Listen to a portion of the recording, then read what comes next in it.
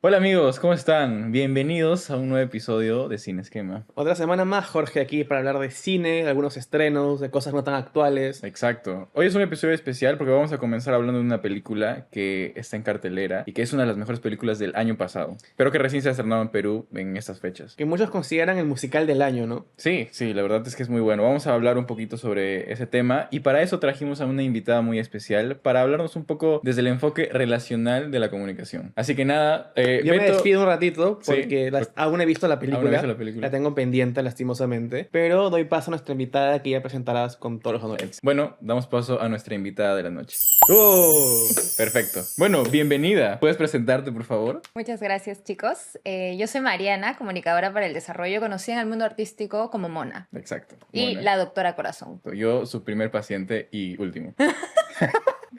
Bueno, Mariana, además de ser una comunicadora para el desarrollo excelente, también es una amiga muy cercana de nosotros dos, de Beto y de mí. Y bueno, está aquí para hablar un poquito sobre Better Man, la gran película. Yo voy a empezar a hablar un poquito de la parte un poco más técnica y Mariana nos va a hablar más desde el enfoque transaccional. Better Man trata de la vida de Robbie Williams, pero con la particularidad de que no actúa alguien como Robbie Williams o el propio Robbie Williams, ¿no? Es un mono el que tenemos. Debo decir que esa es una de las decisiones creativas y narrativas más grandes que he visto en las películas de los últimos años. No es una biopic como cualquiera, no es como Bohemian Rhapsody, no es como Rocketman tampoco, pero esta tiene esta particularidad y yo creo que ha sido una gran decisión ya que nos da un punto de vista desde el personaje, desde cómo Robbie Williams se percibe a él, ¿no? Él se percibe como un mono entrenado para entretener a los espectadores, ¿no? Durante toda su vida ha sido así. Sí, de hecho concuerdo mucho contigo porque justamente el mono representa todo esto que viene a ser la evolución humana, ¿no? Ujú. Y yo quería entrar un poco a hablar sobre que no hemos crecido en un sistema de vinculación porque tenemos un sistema en sí de educación bastante pobre, ¿no? Respecto a cómo vincularnos. Y cuando hablamos desde un enfoque relacional, podemos citar bastante al triángulo dramático del doctor Carman, que es el padre del análisis transaccional.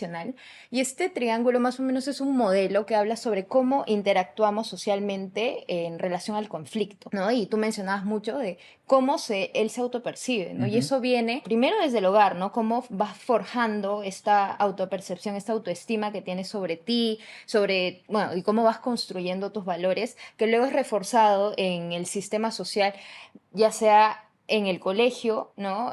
O bueno, en los distintos espacios que tú, digamos, asistas, ¿no? Con otros pares y también en los medios de comunicación. Ya cuando él, por ejemplo, está en la banda, cuando ha logrado dar este paso, pero ya arrastra, ¿no? Ciertos problemas que tiene acerca de cómo se percibe, por cómo lo percibía su padre y Ujú. además de los valores que ha construido en relación al éxito.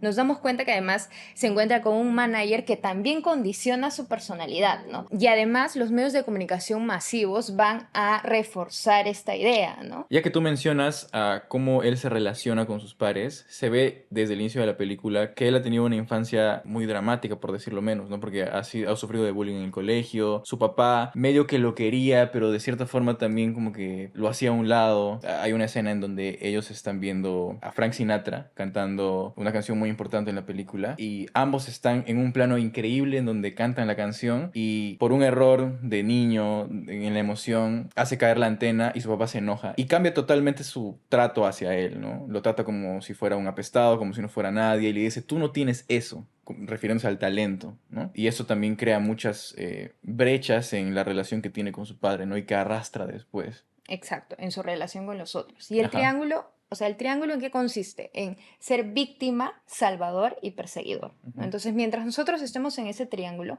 va a ser muy complejo poder interactuar y vincularnos de manera sana. De hecho, la primera información que él recibe para eso construir su autoconfianza es eso, ¿no?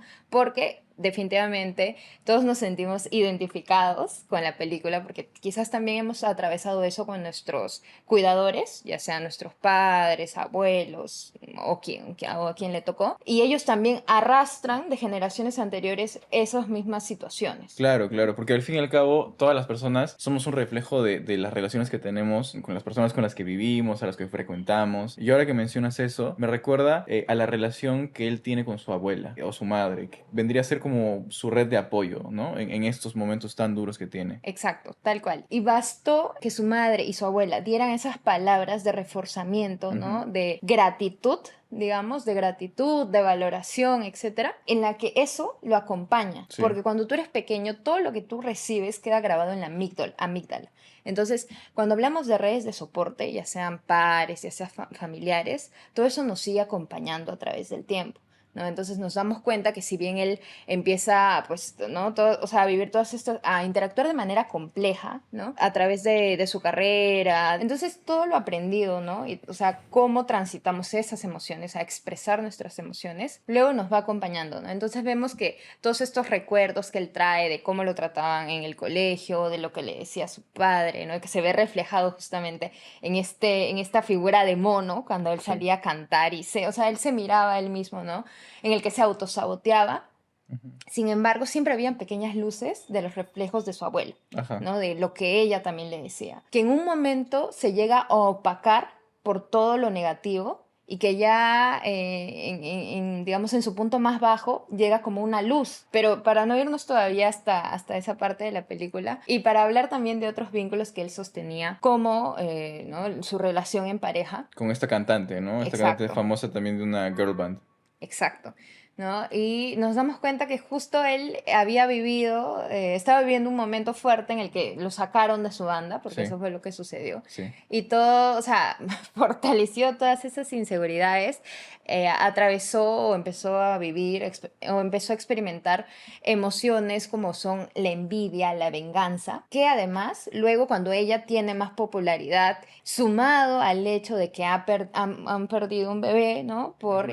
que tuvo que tomar, bueno, ella también presionada por las decisiones. Claro, porque ambos estaban presionados porque Exacto. eran figuras públicas, ¿no? Ella estaba en una de las bandas más importantes de chicas de ese entonces y él había salido recién de una, ¿no? Y la edad que tenían, ¿no? Claro, eran muy, Y muy ahí niños. vemos justamente también la relación de poder de los profesionales que trabajaban con ellos, en este caso, pues sus managers, ¿no? Claro, ahí vemos de una manera muy clara la parte oscura de cómo era la industria, cómo se manejaba la industria en ese entonces con estas bandas de chicos, que tú sabes que han habido bastantes, ¿no? Los Backstreet Boys, NSYNC. Entonces vemos cómo se refleja esta envidia, esta frustración, porque él también desea esa popularidad, esa idea, ese valor que ha construido en torno al Claro. éxito, y se le suma el reclamo, porque al comienzo vemos que no la juzga, ¿no? Y que Ujú. siguen juntos respecto o después de esta decisión, le saca en cara y le dice, además, tú decidiste acabar con nuestra familia, Ujú. ¿no? Que es otro deseo interno que él también tiene. Y que es arrebatado por toda la presión, por la persona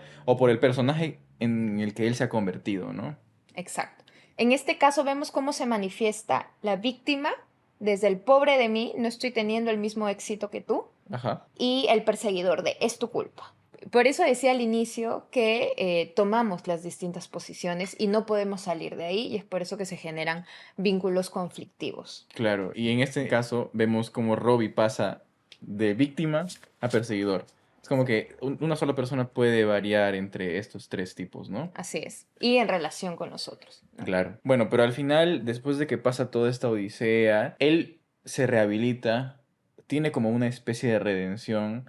En la película, de repente no en la vida real, pero en la película, lima esas asperezas, esas diferencias que tuvo con su padre y de alguna forma consigue lo que quería. De repente, no ni siquiera lo que quería, lo que hubiera querido en vida, ¿no? En la película lo refleja. Y creo que por esto las historias que se cuentan en el cine son muy importantes porque, o sea, nosotros siempre buscamos el cine para escapar de la realidad, porque a veces la realidad es muy abrumadora y la realidad no es narrativa, no tiene un inicio, un nudo, un desenlace, pero nosotros podemos hacer en la ficción que varias cosas que no han salido bien en nuestra vida sí salgan bien como una obra de arte, como es esta película, ¿no?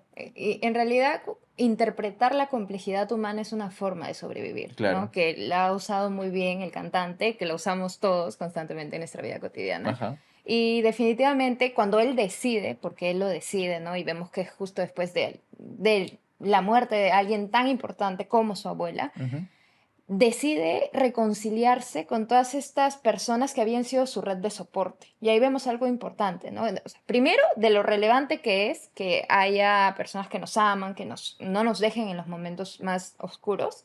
Sin embargo, también de que ellos no son responsables, Claro. ¿no? De salvarnos, sino que nosotros tenemos que tomar la decisión. Y es así, solo hasta que él decide, ya no más, esta no va a ser mi vida, es que no se ve un cambio, ¿no? Un cambio verdadero, un cambio a largo plazo.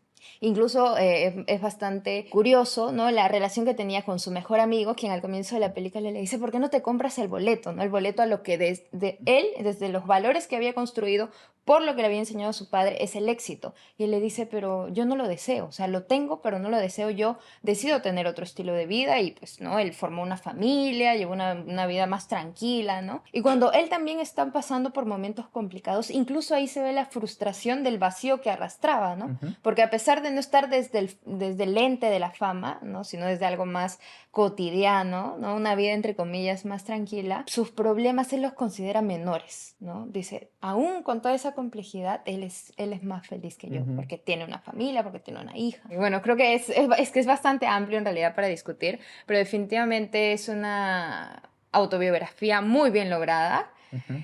muy, muy bien lograda a nivel comunicacional, desde este enfoque del que hablamos, que es el relacional, porque yo creo mucho en el tema de reconciliarse con las personas y con las situaciones, y no tanto como esto de, oh, ya, perdonó a sus padres, ¿no?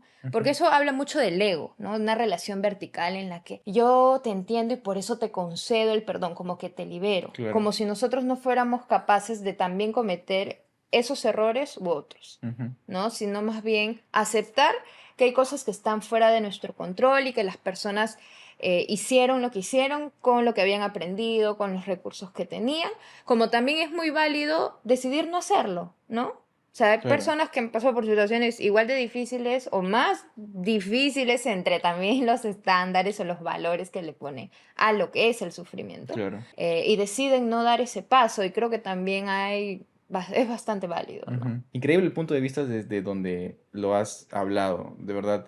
Esto simplemente demuestra que el arte no se queda en el artista cuando ya lo publica o lo lanza, ¿no? El arte también continúa con nosotros por cómo percibimos ese tipo de arte, en este caso la película, ¿no? Y más a grandes rasgos el cine. Pero bueno, Mariana, la verdad ha sido increíble tener esta charla. Berman es una película increíble, ¿eh? Ya saben que el cine une. Ha traído a Mariana acá.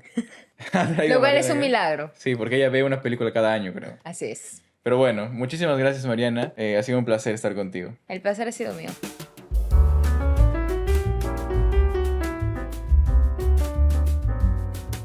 Ahora va a desaparecer. Para ordenar, ¿eh?